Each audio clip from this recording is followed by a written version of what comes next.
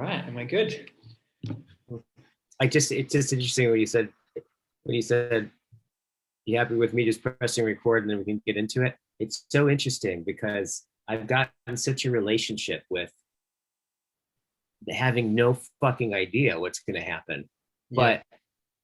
But yet having some idea of what I don't have an idea about enough that I'm like, all right. So that's interesting right there, you know.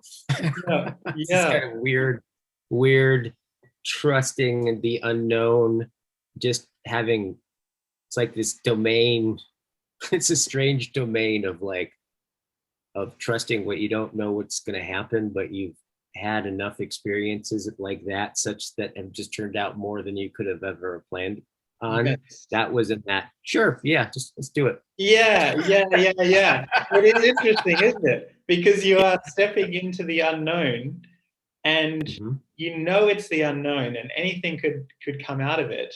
But there's a familiarity with that process, at least, of taking that leap. Yeah.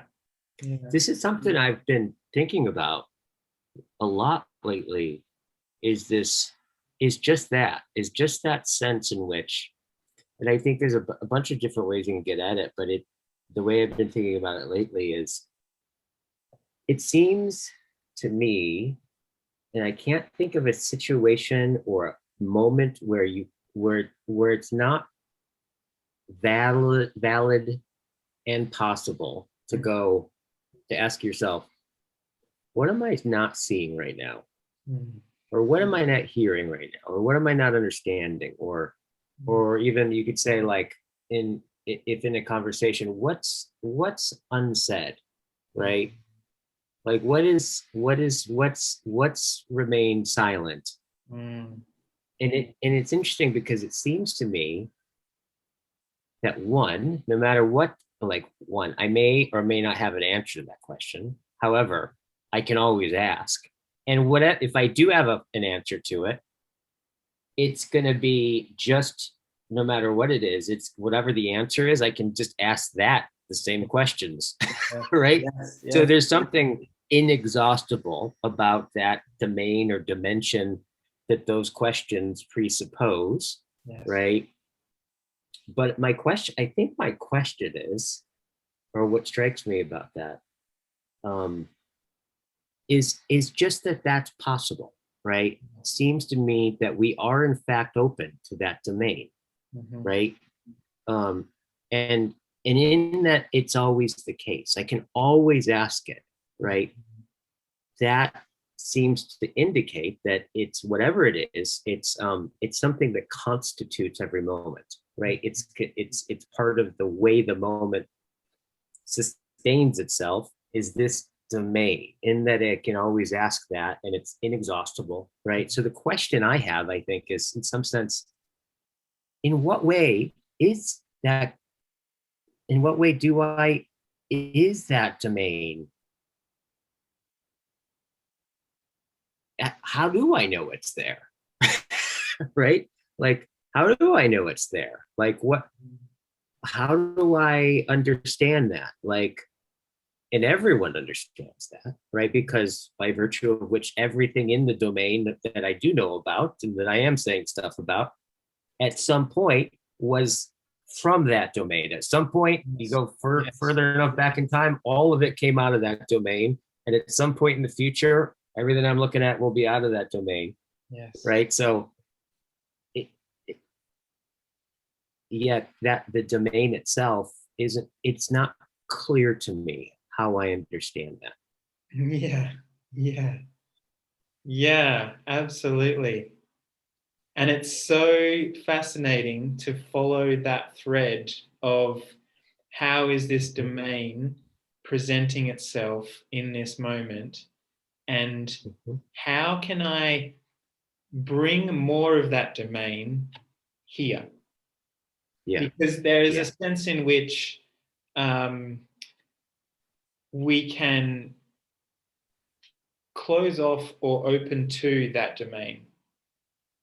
And to me, it feels like there's safety and predictability in closing off to the domain, but also a deadness and a staleness that comes with that. And in choosing to open more to the domain, there's a uncertainty and an insecurity that comes with that choice. Yeah. But along with that comes an aliveness and a certain type of energy that is unavailable without access to it. Yeah, absolutely. Absolutely. Well, in some sense, because remind me again, don't you live in a, is it an ashram? What is it that are you still there? Is that what you're doing, or? Yeah, it's an ashram of sorts. It's not like a traditional ashram in the sense of monks sitting around meditating all day and reading scripture and that kind of thing. It's a more modernized, open community of spiritual practitioners. And these spiritual practitioners all exist in the marketplace, so run their own businesses, have jobs, have families, houses, kids, dogs, what have you. The kind of, I guess, the traditional Western model of what life is. But then in addition to that, there are regular meetings and there are rituals that are intended to aid the spiritual practice and the spiritual endeavor. And we have a spiritual teacher. His name is Vishrant. And it's in a way, in a sense, and this is the sense that I get, it's a blending of kind of Western living with Eastern mysticism and philosophy, and attempting to develop wisdom in the merging of both. Yeah. And you live there with your partner, correct? My wife, yes. Yeah, with your wife. Okay, got it. Interesting. And so does it, and there's, how many people are all at that level where you're at, living together there? There's about 30 of us in the full-time Sangha. And then there's about 6 to 10, I would say, casual attendees that will drop in and out. And we also have some online attendees as well that will join meetings online. Right. And you've been doing that for how long? Since 2016 full-time, so nearly 5 years. Wow. Yeah. So 5 years later. I'm just curious. Later. You're kind of like been living, in some sense, an experiment. Yes. Yeah. So 5 years later, what do you think so far?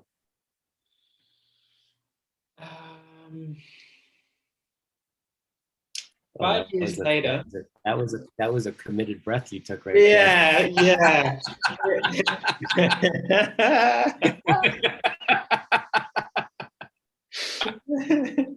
So the breath is wow, that's a profound question, and I have no idea how to answer this question.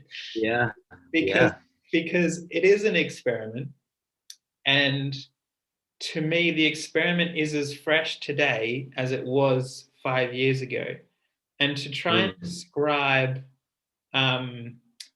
what transformation has taken place within me and what transformation has taken place without and in my kind of worldview is very difficult to do. I mean, I can point at certain things.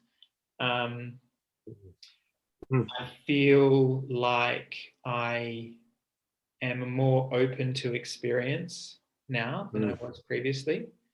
Yeah. I feel like I value connection with people much more, and friendships and relationships on a deeper in a deeper way than I did before. I feel like I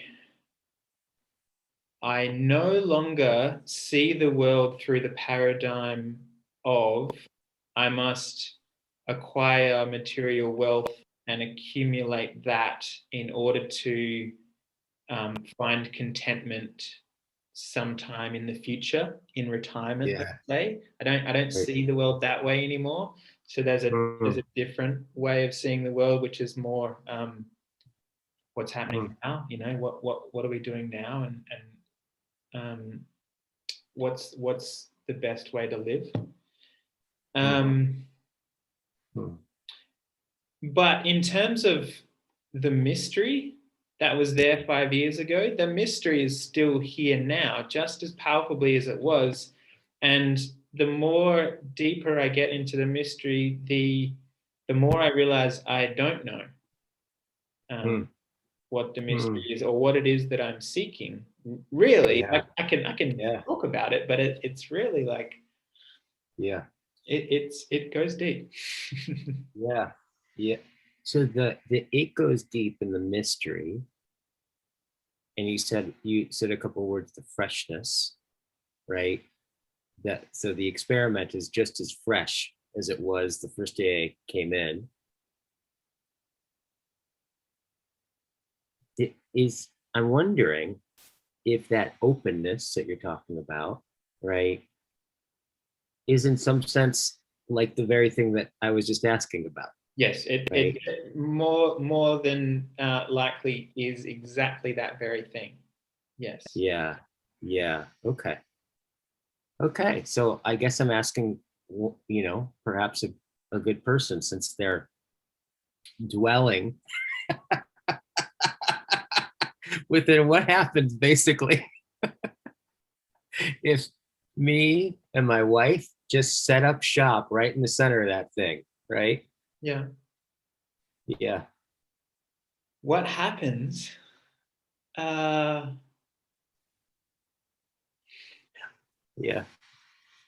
kind of just said that rhetorically, but I'm glad that you actually I'm like, let's go. Yeah, what does happen? Really, what does happen? Because there's some way in which, I mean, even the thing that you just said, right? Like that my orientation, right, has shifted. Like the orientation shift, right? And it does seem something like the Western orientation itself kind of shifted in you, right? Which is where I'm headed is I already know in advance, in some sense, right, what the goal is, right? And it's attainable. It's like more of a having mode. Yeah. Right? And, that's exactly right. And so that's shifted such that I'm not actually looking. That's not the goal of my life right now. Yes. Right. Yeah. That's fallen away. Does it feel like it's fallen away? And that you just kind of find when you look, you're like, oh, I'm no longer doing that. Like without even thinking about that, I'm not doing that. Right. Is it kind of like that? Or is it that's something that you've like beat yourself over the head with, and that you're like your teacher like whacked you over the head 3 times and it's not completely fallen away. What I would say is it comes and goes. So I will oscillate between the having mode and the being mode, right? But my preference has shifted dramatically from my preference being very much the having mode, and really that being all I knew, to my preference being the being mode. And I notice when it is that I find myself drifting back into the having mode, and I am goal orientated and outcome orientated, it brings a sense of dissatisfaction with it. It's like, this isn't as nice as just being open and present and being with what is. There's some tension and some um, some uncomfortable urgency to it. Mm-hmm. Yeah, it struck me that just that seems a difference. So it harkens back to, I think it was actually I think it was Jordan Hall I was talking to about this a little bit. What I heard you say was what's shifted, right? I still struggle, right, Yes. with it. Yes.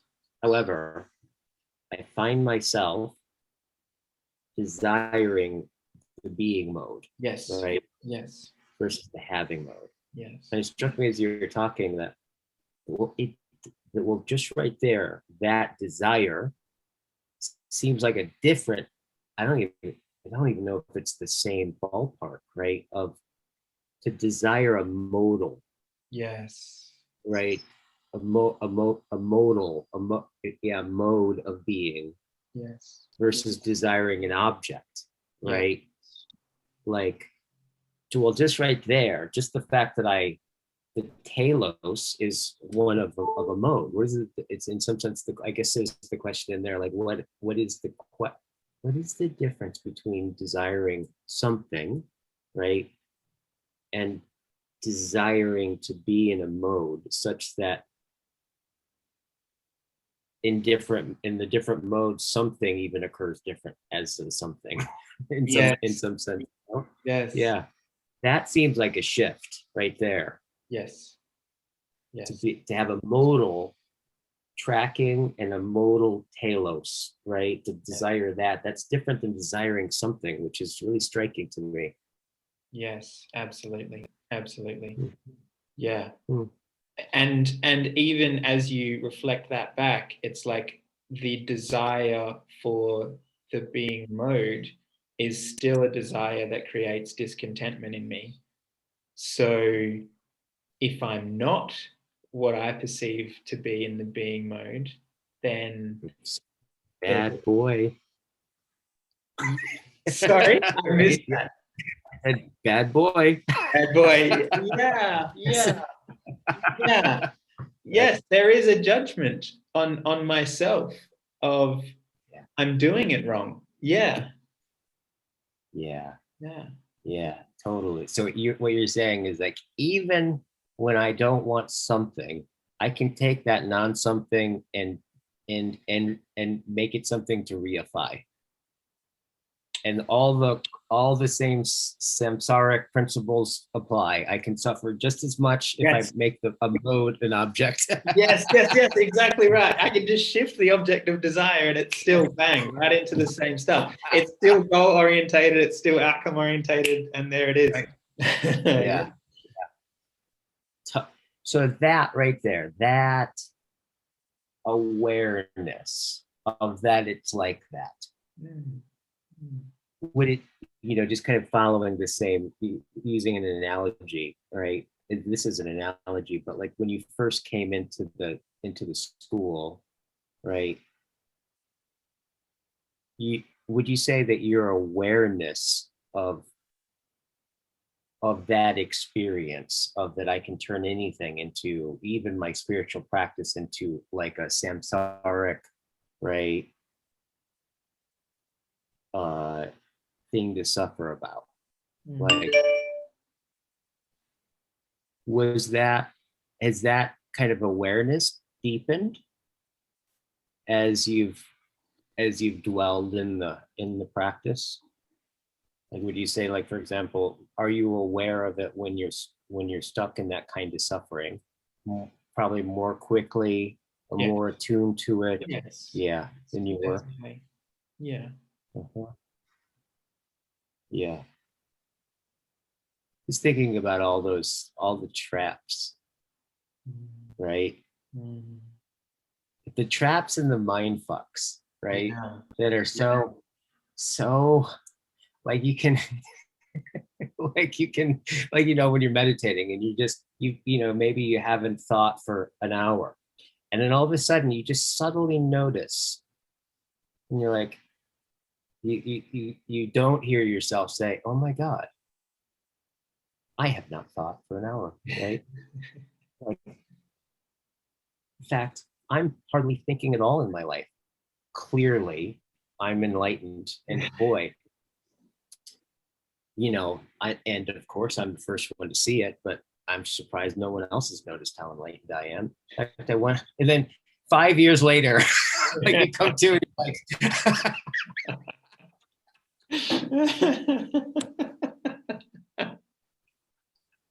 yeah, yeah.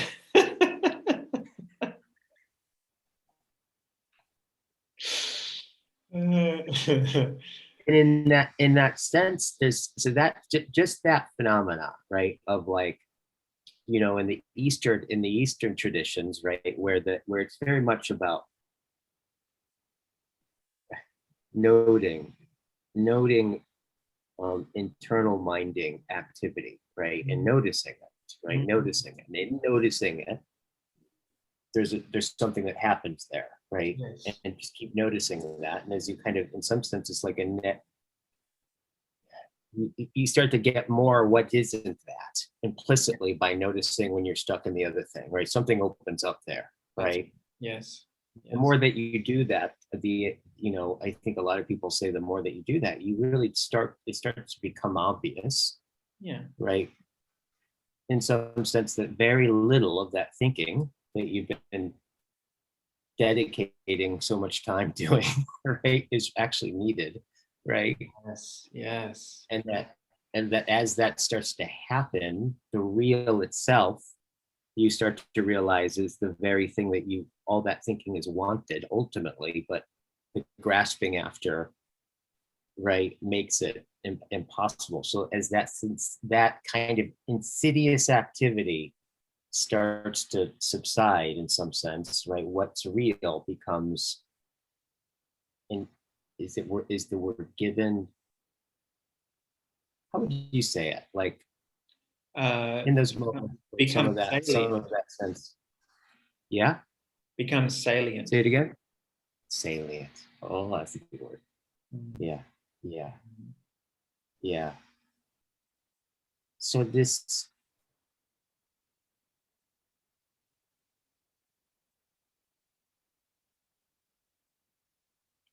it strikes me in some sense that ultimately, that which becomes salient, right? That because it's interesting, because it can't be represented, right? It can't be owned, right? It can't be, in some sense, a thought, like in the neurotic way of thinking about thoughts, right? In fact, any amount of that habituating sense actually turns it into the very thing that it's pushing away what it's ultimately wanting or seeking, but can't conceive of. Yes. Right? In some sense, that which becomes salient seems to be all the things that we could say are things like this. It's like, what is that I cannot reify? What is that can't be represented? What is that can't be owned, right, by me? It's very similar kind of to these questions of like, what am I not seeing right now? Yes. What is it that, yes, like I'm just getting the connection in the way, how does it show itself or disclose itself to me, right? In even if I'm not, if it doesn't look at me right in the face or something like that, right? There's a way in which it's present, even constituting, right? But unheard often. Yes. Right. And then you were talking about like, yeah, and that openness to it, one is not easy. And the tendency is to actually to close to it. That's right. Right. Yes. Right. But yet the more you close to it, the more dead one becomes. Yes. Yes. And I would say strangely, if we look at this in terms of vulnerability or permeability, right, and transparency, right, it's funny. This is the paradox I see all the time, like in circling, because so much about it is in some senses um, practicing Yes. vulnerability, right? Yeah. Almost like a virtue in some sense, Yeah. right? Yes. And there's a paradox in there because, well, one, yeah, I've said this before, but it's so funny. Like in all the years that I've been teaching, right, and doing courses and stuff like this, right? Like not once have I ever said to somebody, suggested, hey, you may want to be vulnerable right now. I've like never heard anybody go, well, I'm glad someone said it, right? I'm so relieved that I get to be, that's all. I just get to be vulnerable. It's more like, no, it's like, it's like they just kind of quake in their boots or something, you Yeah. know? Yeah. But there's a paradox in there because the moment, and this is why it's something worthy of practicing as a virtue, right? Which is when I voluntarily become vulnerable and I undefend, Mhm. right? There's a paradox in there, right? Um, versus the alternative is something like, well, if I defend myself, right, and I put a shell around myself, is the moment I, by virtue of that shell, become brittle, Yes. right? Yes. So there's a strange thing about this sense of like, yeah, in that shell hood, right, in that egg that I put around myself, so that I don't have to experience the discomfort of the pain or whatever it is the moment I become uh, uh, brittle. I can begin I become breakable in some sense. Yes. And the paradox is the sense in which, well, when you voluntarily move towards whatever it is, saying the truth, right, opening up to what I don't yet understand, right, and doing it voluntarily is the moment that there, there's there's less and less to break, Yeah. right? Yeah. Yeah, It's almost as if through the process of defending oneself, you are forming an identity that is solid, and that solidness can be hurt, can experience pain. yeah, And in the relaxing of the defense systems, in the opening up and the being vulnerable, the identity becomes more fluid and more intangible, and you're more able to flow with life and dance and move as things present. And so there's less brittleness because there's not something solid that can break. It's yeah, just like things are yeah. happening, things are Right, moving. right, Yeah. right. It's interesting because there's also, I noticed there's something, even there's another paradox in there, right? I guess it's something like, tell me what comes up for you with this. Like that very, if we say on some level, what you've been practicing and dwelling inside of is the practice of becoming someone in which you're more likely to go, unknown, right? And less likely, hopefully, to go, right? Yes. And what I would imagine what afforded that very practice of opening, in some sense, was given by there's a there's buildings, there's repetitive practices that you get up and do. There's like in some sense, I guess dwelling there means in some sense dwelling in the practice, in the structures and the traditions and having a teaching and all of those things that in some sense um, are in some domain of the known, Yes, right? yes, yes. Yeah, and that's paradoxical too in a way. And what it brings to mind is John Vervaeke's four Ps. Like there's propositions that can be said to you, as in this is how life works, and this is what you'll notice when you look. Then there's procedural knowings, which is this is how you meditate, this is how you practice openness. Then there's perspectival knowings, in that you can observe from different people's viewpoint what life is like for them, how life is presenting for them, and that's present in the teaching, in the don't know the word for it, in the overall sense, the gestalt. And then there's a participatory experiential knowing, which can't actually be given to someone. You can't reach that place through a set of propositions. It has to be your direct experience through interacting with life and noticing what the experience of openness is like, and what the experience of defendedness is like, and what the experience of the being mode and the having mode, being present or being stuck in repetitive thought, all these different things. And then hopefully cultivating wisdom through that participatory knowing, and living your life in a way that engenders peace and clarity and heart. Yeah, totally.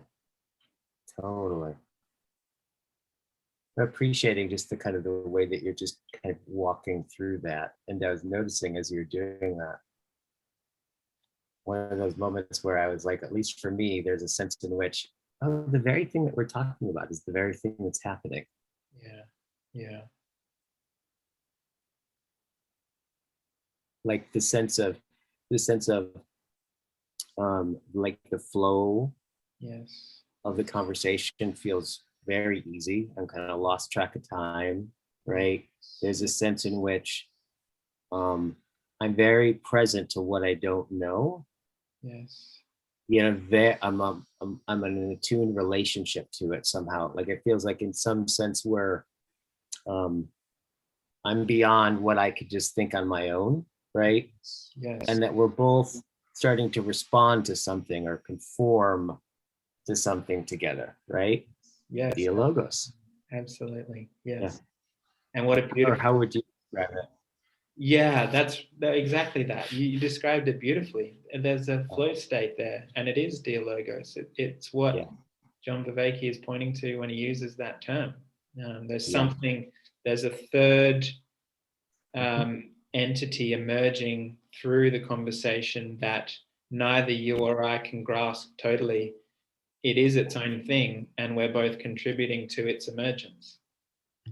And it feels like the energy in me right now is like expansive, and wow, this is really nice to be a part of, and I want to serve it. I want to do more of it. There's an it we're in. And would you say that you're pointing to the very participatory modal experience of presence, right? Of what's presence, right? I think that's the way John talks about it, right? Like it's the participative knowing where you get the sense of presence that comes, you get a contactfulness, right? Yes, and the way John talks about the flow state, and Csikszentmihalyi talks about the flow state, which is the difficulty of the task matching with the skillfulness of the task, so that the skill is high and the difficulty is high, and then everything kind of drops away and you're just with what's unfolding, and you lose track of time and you drop into flow, and you're just present. Like I'm just tuned into you when you're talking. I'm just listening to you and not really worrying about what comes next. It's like, let's just be with this now. And it emerges naturally. Yes. And this was happening. This is one of the things that's so striking to me about these things. It's like never gets old, is this experience of, and this that is happening was already happening before I noticed it. I found we find ourselves here, right? Like, on some level, I can't really quite account for it in some traditional sense of the word, right? To make it happen or something. There's something that like through we are we find ourselves dwelling in it and it indwelling in us, right? Yes. But that dwelling is precisely what you come into recognize. You recognize it, right? And by virtue of it, right? Yes. Yes. Yeah, Absolutely. totally. Absolutely. But there is a way in which we can increase the likelihood of that occurring in being open to the conversation and in being present and open to the unknown during the conversation. Yeah. To me, gives that much more likelihood of it showing itself. Yeah. So there is a Yes. way in which you can attune yourself to that. Yes. Yes. And that likely of showing itself, right? Is showing itself as it happens. So, this is so fun. Like the this brings us back to the very beginning of the conversation when we started doing, like, I started to bring up what I've been thinking about. It's on some level, I would imagine that the way it shows itself or makes that dimension that's always in some sense available to us, right, at any moment, and in that sense almost maybe constituting, sustaining the moment itself, right, is the whole domain of what I didn't know that I didn't know, and I didn't understand that I didn't understand, but yet somehow, even though all of that, I can still, it can still address me and I can still address it, but yet I can't really quite tell you how I represent it, right, to myself.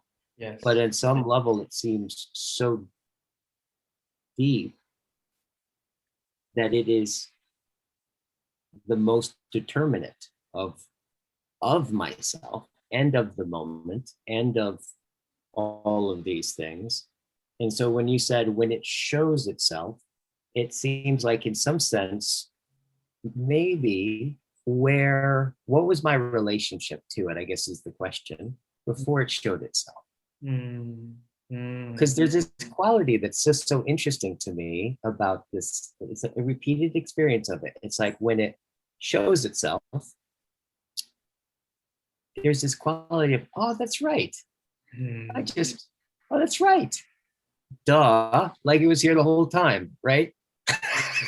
Yeah. Now and oftentimes that feeling is in fact, a lot of times that feeling, I don't have any historical reference for that experience. I've never experienced it before. However, the feeling, the way it seems to disclose itself is like, oh, that's right, right? Like, oh, I just forgot for a second.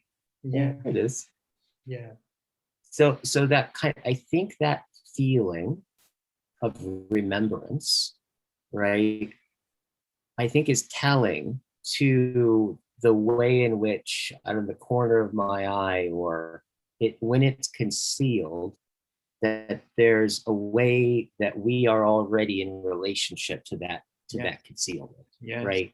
It's not one of anything that I can be clear about or something like that. It seems to be like a ground level, like an ontological constituting level of an orientation that we're always in, that we can kind of find. It can reveal itself, but also conceal itself in another way. This kind of revealing, concealing, this aletheia sense of where truth comes from, the revelation or the unconcealment of the concealed, right? Yeah. Is there a time in your life or a moment in your life where you remember the first time you had an experience of this, or the first time you had a reference point for what this is?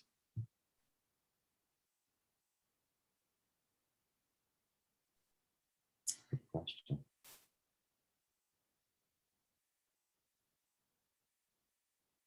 Well, what comes to mind, I don't know if this is answering your question, but what just came to mind was there was this kind of strange period of time when I was a kid. Like, I think I was probably like 5 or 6 or something like that, where it's kind of difficult to describe. Where somehow I just found myself noticing that there were a couple different perspectives, right? There was like the perspective that my parents and my grandma and the adults, let's say the adults had. And um, I noticed that I sometimes could catch a glimpse of it and get their perspective, right?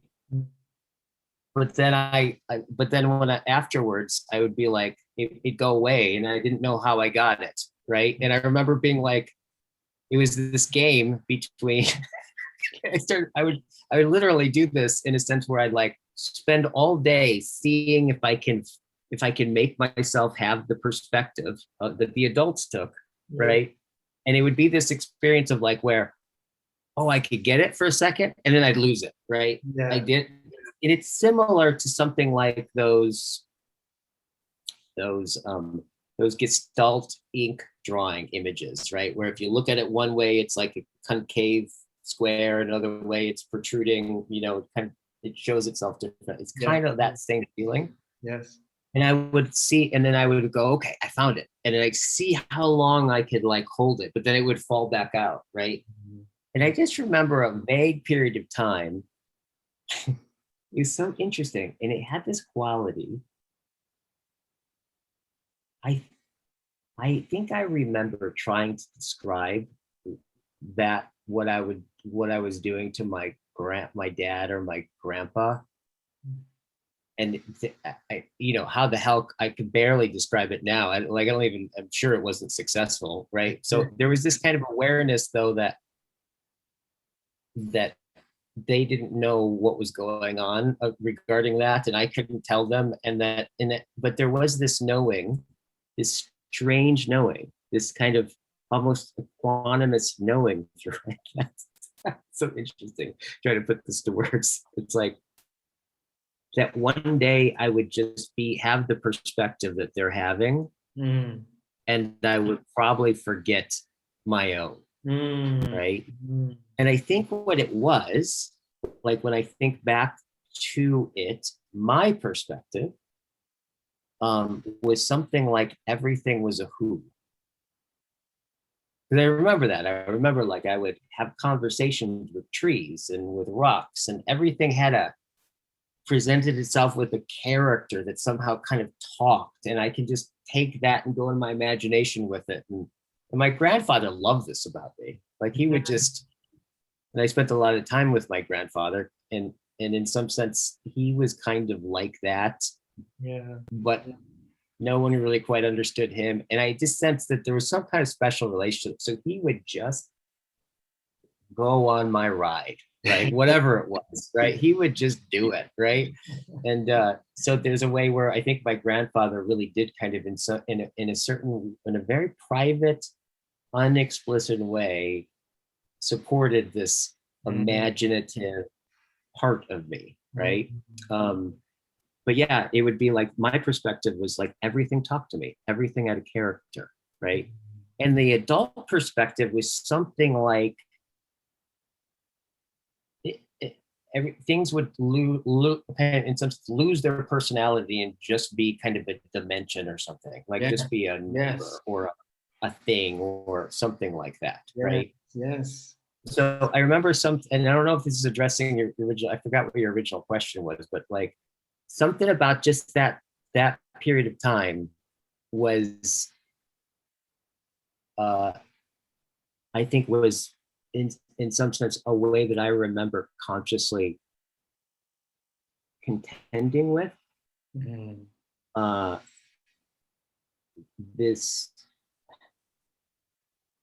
that thing that we're attempting to talk about now. Yeah. It reminds me, what you're describing reminds me of the I, it versus the I, thou. And as a kid you had an I-thou relationship with everything. Everything was a thou, and that's how you saw it. And the adults had an I-it perspective where everything was an object to be manipulated and controlled. And you had a sense that I'm going to one day lose the I-thou and move to an I-it. But how beautiful that your grandfather recognized that quality in you and fostered it. Yes. And allowed that to emerge and percolate in you and come forth. That's so magnificent. Yeah.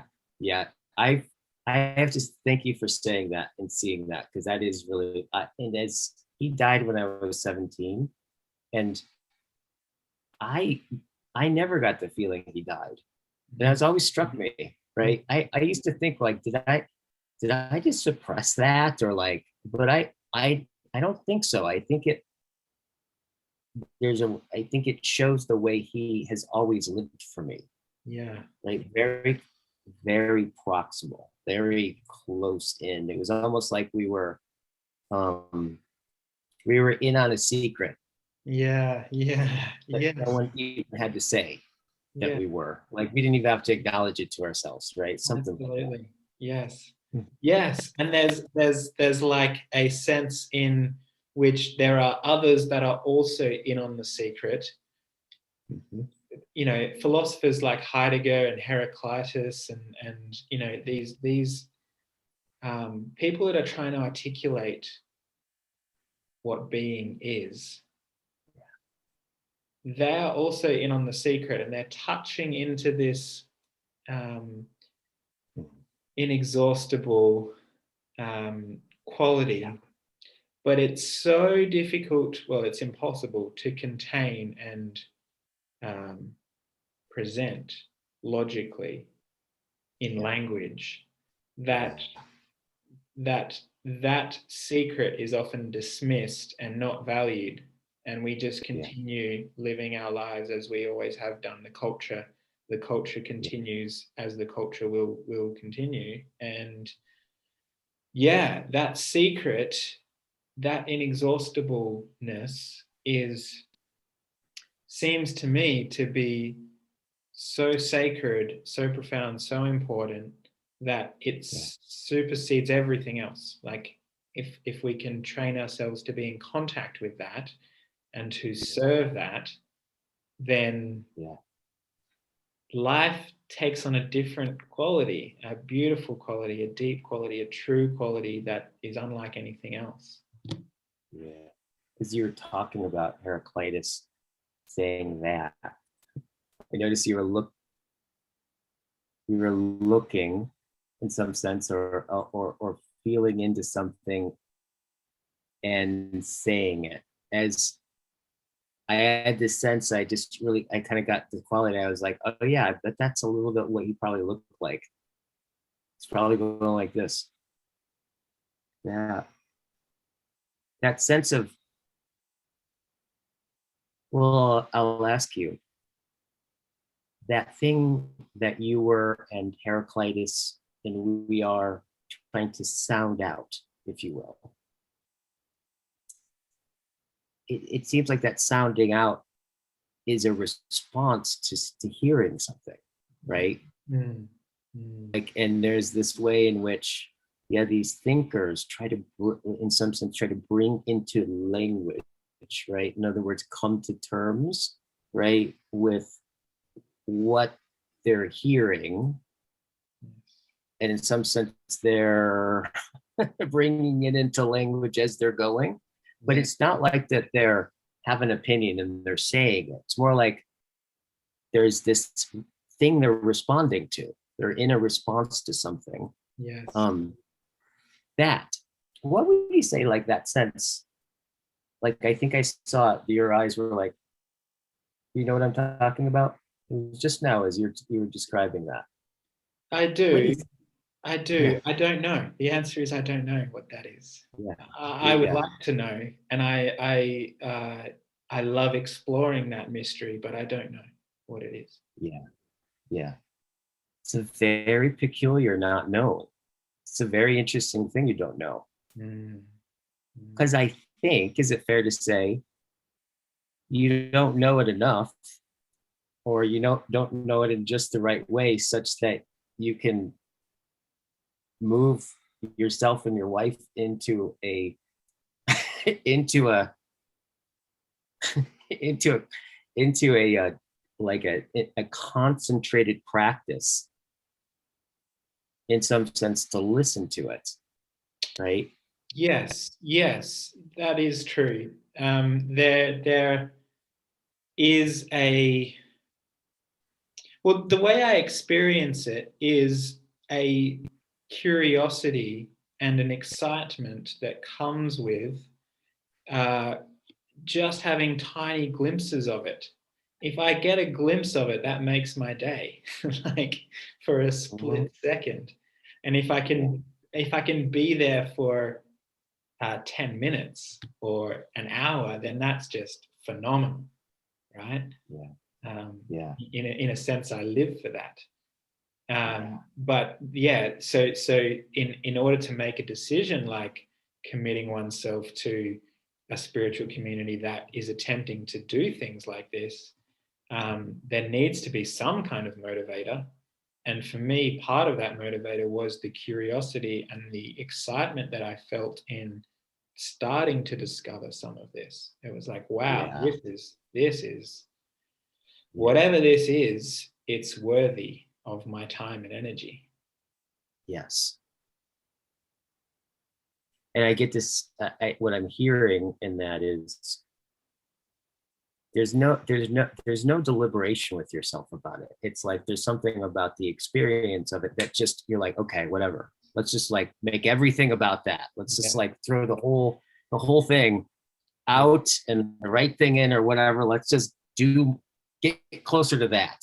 Yes, yes, Yeah, exactly. There's a trust in that. yeah. And he said, like, and it's a curiosity. It's like you're curious about it.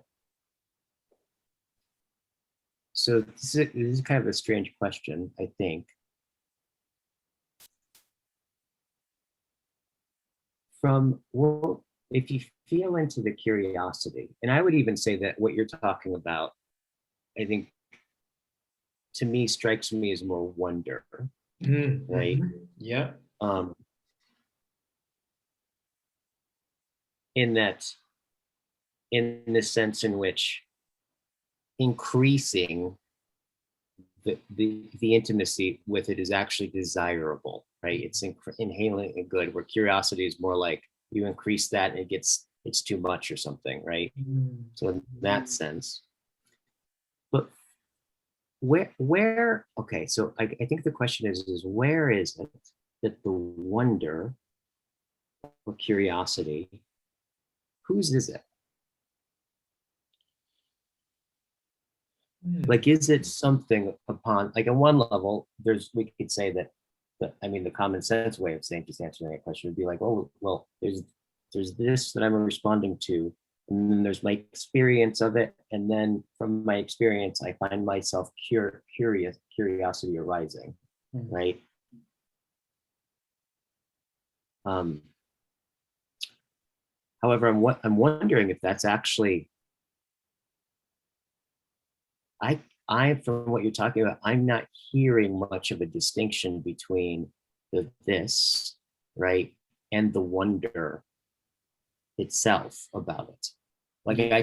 I can't get the sense of, like, it seems to be either between both of you. It seems to be either it, and the way it's something like it, then the wonder seizes you, and you find yourself, like, you know, drooling at the opportunity to just even not know anything about it, but be something like that, right? So I guess the question is like, by who at who's wonder who's in wonder here, Yeah, right? yeah, yeah, yeah, yeah. So when you said the word seize, that really resonated with me because it is as though I am seized by it.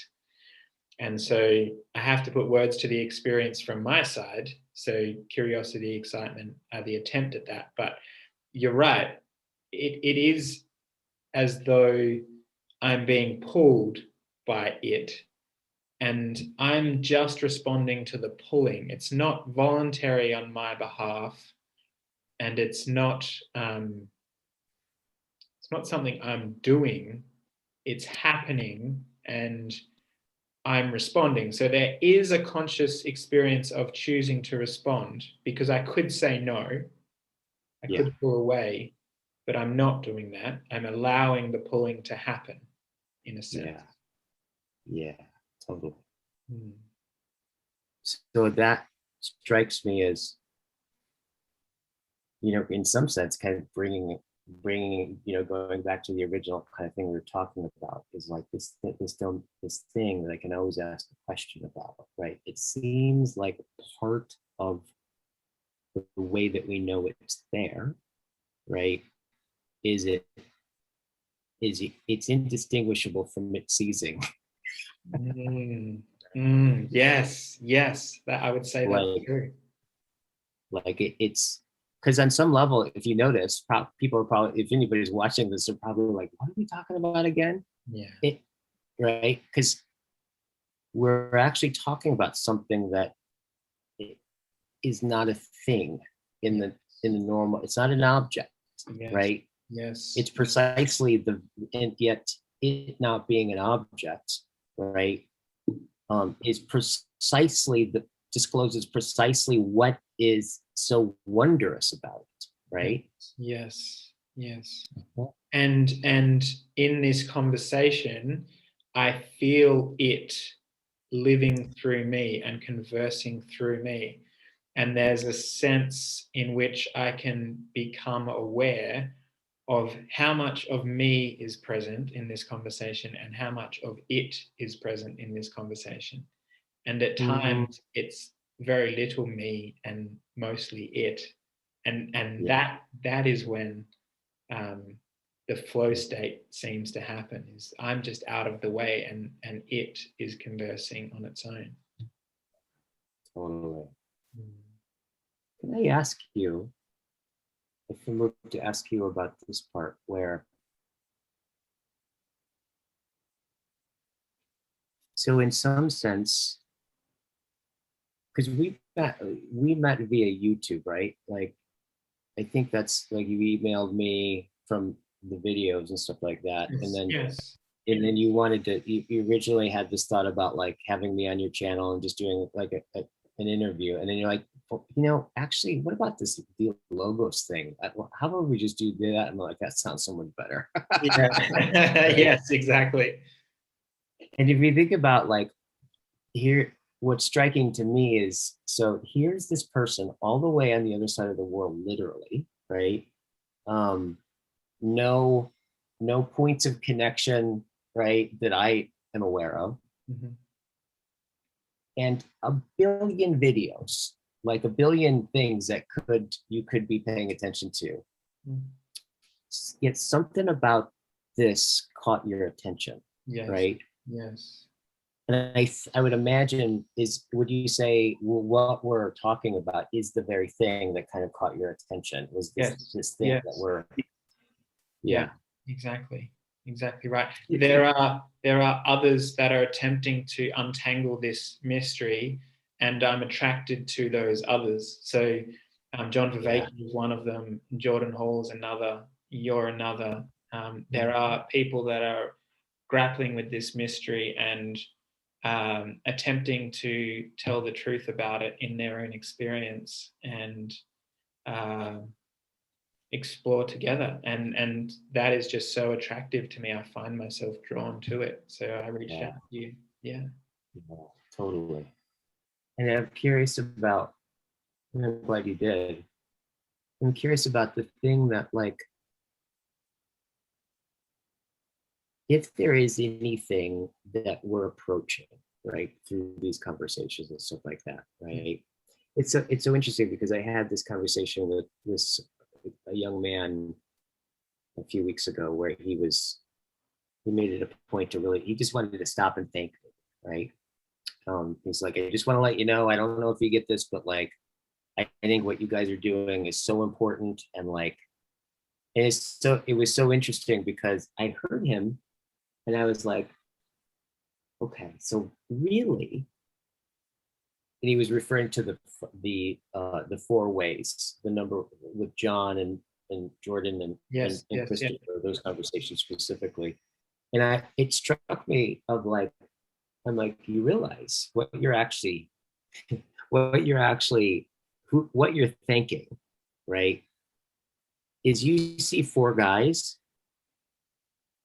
trying to, like, in some sense, trying to figure, like, I'm trying to describe or understand this thing that we can't quite put into words, but draws everything. And you're basically looking at four guys going, look at this, right? Do you see that? Look at this, look at this, look at this, look at this, look at this, look at this, right? And it was so striking to me, right? From his perspective, there was kind of a stardom or something like that. Yes, And yes, yes. just, it hit me in the sense of like, well, that stardom, right? Just, I want to let you know that the star that you think that you're talking to is just, if I'm a star, it's a star that's sitting there looking at a star trying to describe it, Yeah, right? yeah. Like there's something that, about this. So I'm just curious to hear a little bit more about how this, what is it about? And especially because, you are deeply in a practice and you've been doing this for a while. Mm. Is there something distinct that you're seeing out of these conversations, right? That a bunch of us are having, right, around Via Logos. So in the traditions of Buddhism, Taoism, Hinduism, and others, there is a concept of enlightenment, and there are practices to move towards enlightenment, and the Buddha laid out an eightfold noble path, which is great. That gives you some pointers to help you in that direction. What you guys are doing is co-creating in real time an ecology of practices that could be referred to and has been referred to as a religion that's not a religion. But it's not a doctrine of propositions. It's grounded in awe and wonder and mystery, and it's emerging now as we speak. And so, having had 5 years of grounding in a Buddhist spiritual practice, and I really, really value that, absolutely. And it is a path towards enlightenment. There's also this other thing that you four and others are participating in that is in service of the same thing. And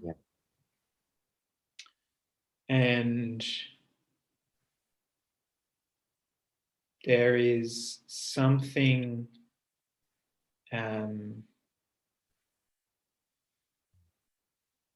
there's something inspiring about that. Yeah, totally. Yeah. I mean, everything that I call good in my life has this kind of quality, right?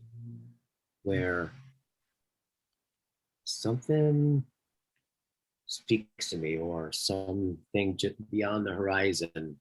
I found and then I look, and then I never reach the horizon, or really find, in some sense, the whole thing is like, just in some sense, it continually revealing what I think I'm interested in. And in the process, the whole ground changes, and I change in a different place, and like, right. But it's got this quality of a receding, like the way a horizon recedes, right, as you move towards it.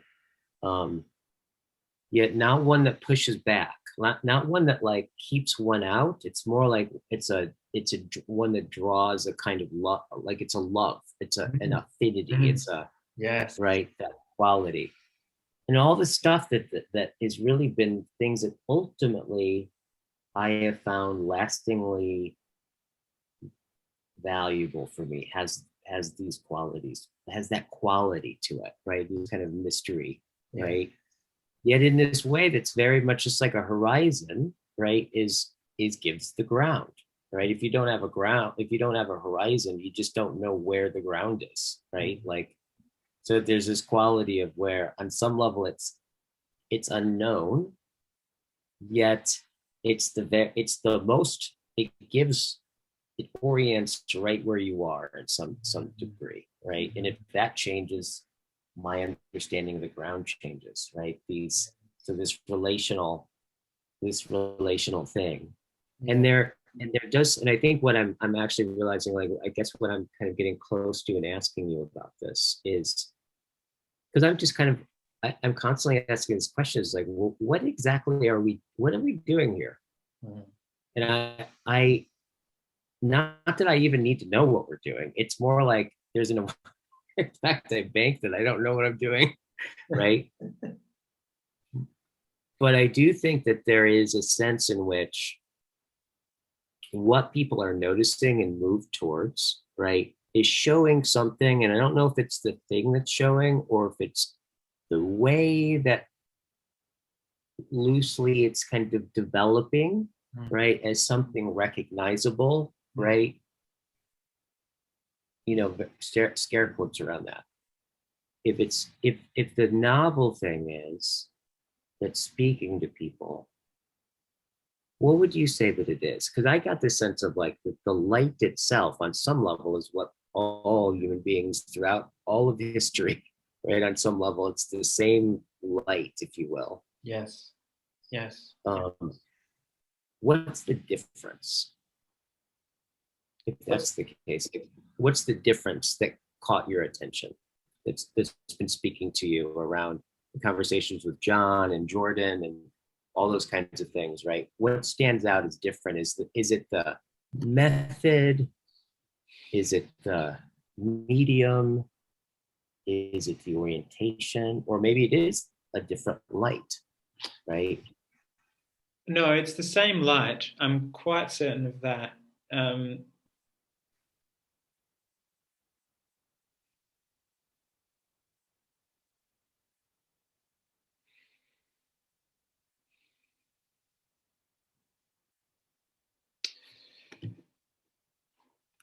so I'm wrestling with something here because that's a question that provokes something in me. Um, what's the difference? There is a way in which a spiritual master describes things from a place of knowing because they are a master and they have experienced profound states. They are experiencing profound states.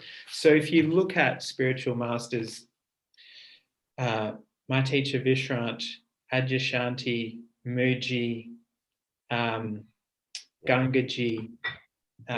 Eckhart Tolle, all of these people, they are all describing a state of being that a human can experience. And they are describing a methodology of how to get there. And you can ask them questions and they will give you answers to your questions and practices that you can help to foster that. You're doing something different to that. It's not that. You're not in a state describing the state and saying this is how you get there.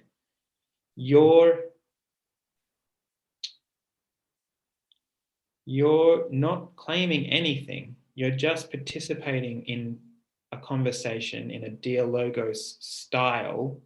There is a way to describe dialogos as a practice, as a methodology. Yeah. You're using that as a tool, and you've done a lot of circling and meditation in your time as well. You've kind of honed your vehicle as a human being to be able to participate in these things, and you're participating in it from a place of not knowing, which is precisely the opposite of what a spiritual master does. Yeah. So there's a way of participating in it from a sense of knowing, and there's a way of participating in it from a sense of not knowing, and they're fundamentally different. So that's the thing that attracts me to you, is the way you participate. Right. So it sounds like, it's fundamentally, the difference is participation itself, right? Yeah. Okay. That's really good to hear. It's really, really good to hear.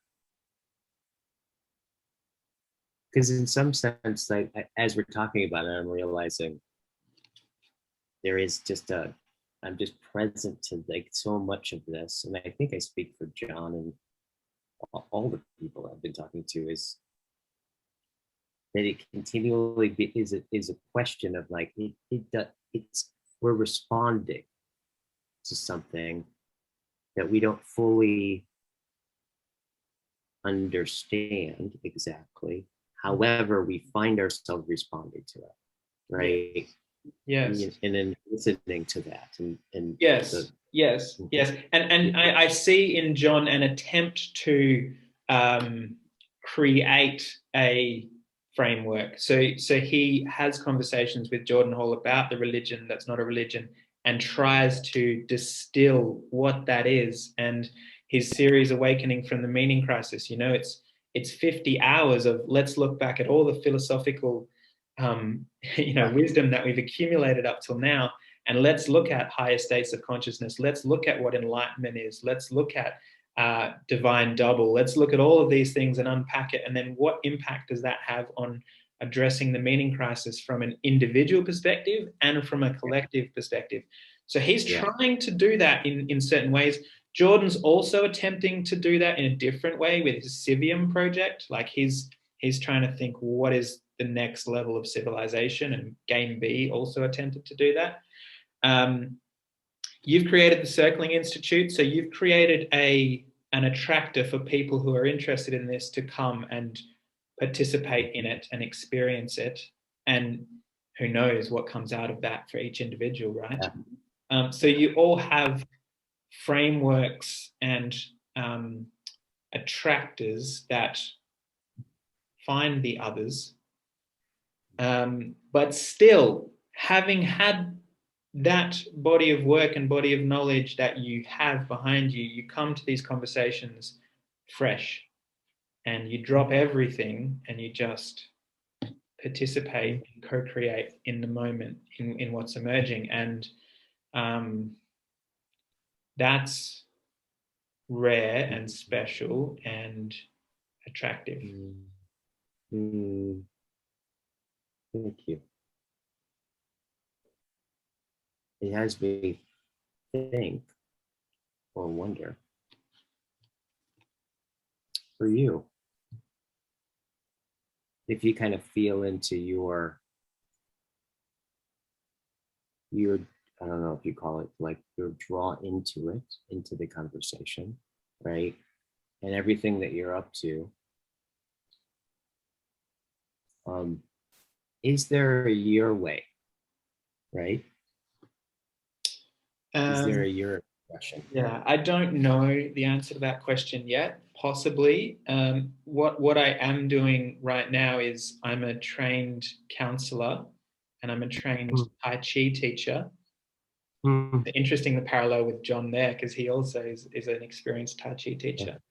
And so for me, I don't do as much Tai Chi as I used to, but I've really, really invested in the counseling right now. And that counseling for me is a vehicle to practice selfless service of others, and to, in a way, I love the concept of agape, like the love that is intending to help grow and lift. Like counseling for me can be a practice of agape for an individual.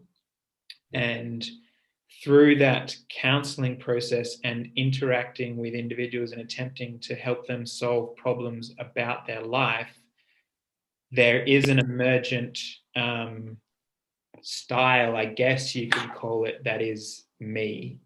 But in terms of like a project or a framework, there's nothing really tangible for me right now. That's not to say that nothing will emerge over the next, I don't know how long, right? But so that the answer to your question. And we listen together. I think what has me ask the question is like, I sense something is emerging, like for you. Like I sense that there's a call, right? It's like it's almost like I hear the phone ring, and I'm like, is that for you? Yeah. I sense that too. Yes, I sense it too, and I'm trying to listen as closely as I can, and go where it's asking me to go. And where it's asking me to go is often scary and uncomfortable and painful. but, but I'm attempting to go there anyway because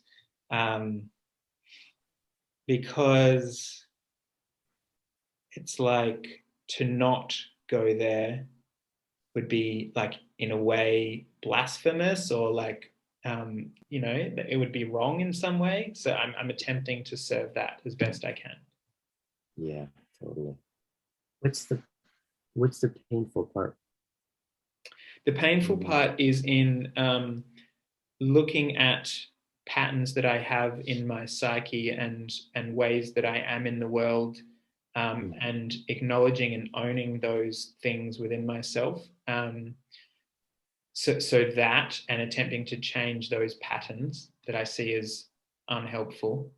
And also it's the experience of pain body that can emerge when things get triggered, or pain will arise from time to time, and the choice is then to repress it and not feel it, or to allow the experience to be there as it is. And we were talking about openness before and vulnerability, and I feel like that's so key. And that is a practice of openness, to allow pain to be experienced and felt and to leave. So that can be painful, uncomfortable, scary from time to time. Yeah. So it's like so turning towards the call, the phone's ringing, turning towards picking up the phone. It also, what I'm hearing you say is it fair to say it's like by virtue of it all the different things that may be in the way. Yes, right? Yes, absolutely. Like show up in relationships, and they're very close in things. They're very personal, like things like you can get triggered about, and yes. Very confronting. Yes. So for example, I had an argument with my wife the other day, and in that I get to see the ways in which I show up in relationship with my wife in an immature way, in a way that's selfish, and in a way that is serving my own agendas, and in a way that is childish. And that's confronting, because I want to be a man and a good husband in my marriage. And if I'm not showing up in that way, and I'm aware of that, that can be painful. So I then can choose to ignore that, or I can choose to try and process some of that and work on it. And I'd much rather at least attempt to process and work on it, even if it is painful. Yeah. And for a second there, when you were talking about, I think you said something being childish with your wife, I was like, you've been talking to my wife? Yeah. Yeah, right. Right. I was like, who are you talking about? Oh, you're not talking about me? Oh, okay, gotcha. So there's something really there about this that I think that I'm appreciating is, and this is one of the things I've noticed in just circling, which is very relational, is it's like you can't far as I can tell, I don't think, for example, being relational, I don't think is a skill exactly, right? It's more like it's a capacity to be relational. And like there are communication skills and there's all those things, but however, I do know people that have gotten really good at those skills, but they don't have the capacity. Yes. And it's strange, you know. So there is a quality about with circling, and I think there's something about the dialogos project, if you will, if you want to call it that. And I know John has done a lot of work around this preparatory, this sense of like you don't want to just jump into it because there's a bunch of things that you want to develop. That this, I think it's just inspiring to me that there's it inherently, I'm hearing myself kind of describe actually what the elements of a flow state, which is interesting, where what it'll take to have that conversation, if you will, is precisely to you being the person that could, right? Like there's some sense in which you can't just get good at it, right? Like you get to really be in it is to have your whole life in it in some sense, right? And so I hear that. I hear that, and I'm just really reminded of that experience and like how there's something about that like when you know that as you, I'm sure that you could probably have lots of experiences like this too, where you know in courses through the years, you know, when people get confronted or something like that, and they want to leave, and we get down, we have the conversation about them deciding whether or not to stay or to leave. Inevitably, it's like it gets down to this like point where it's really clear that the very reason why they would leave is also the very reason why they would stay. Right? It's like, oh, I want to leave because this thing is so difficult or scary, right? That's why I want to leave. Well, then why would you stay? Because this thing's so difficult and scary. Yeah. Right? There's something about that, those two things coming together that I think indicates one, it indicates that you got your finger right on something that,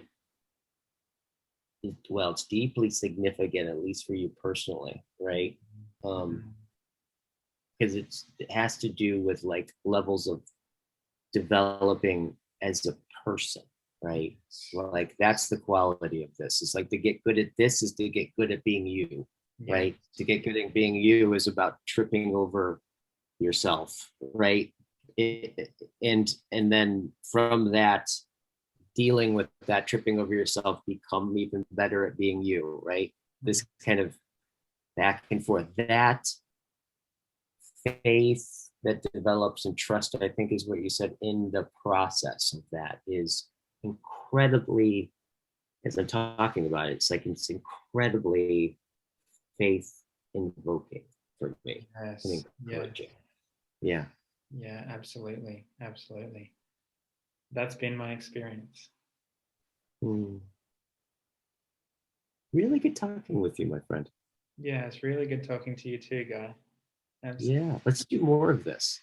I would love to. I would really love to. Yeah.